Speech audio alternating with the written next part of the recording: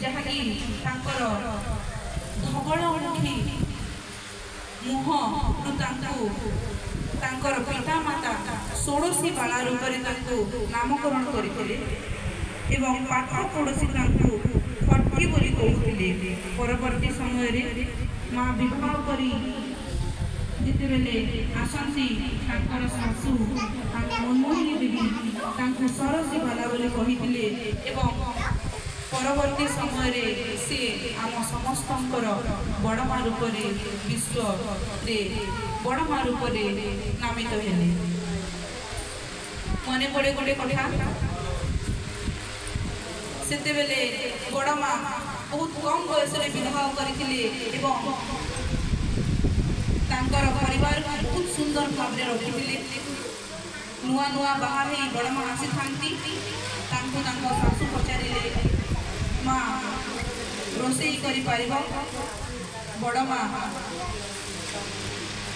मना न करी ताहा अति नम्र सरल भाव मुंड को लाई बोली कहते।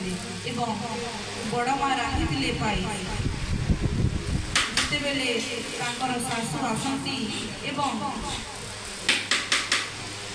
से खाद्य को दियंती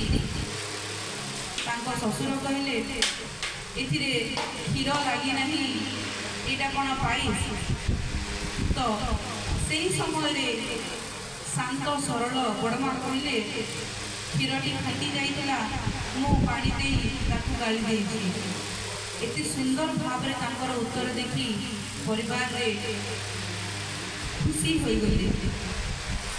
ठाकुर कहते नारी नीति माँ मानकर 8टी वैशिष्ट्य निष्ठा सेवा शुश्रूषा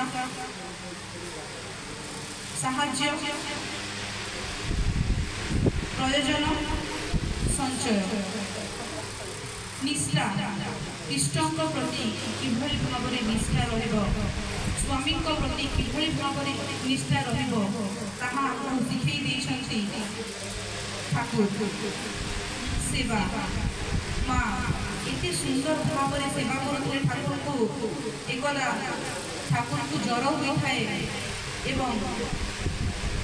ठाकुर ज्वर खाती किंतु माँ सेवा एते सुंदर भाव में थाए से ठाकुर पाखरे रखाई नपी सेवारे लगी था। जो पर्यंत ठाकुर देह ठीक न होइछि से पर्यंत माँ सेठारे जगी रही था अन्न जल स्पर्श करू न। संचय जहाँकि माँ मानकर एक बृहत गुण कहले अत्युक्ति होब नहीं। ठाकुर कहते अनावश्यक खर्च दूर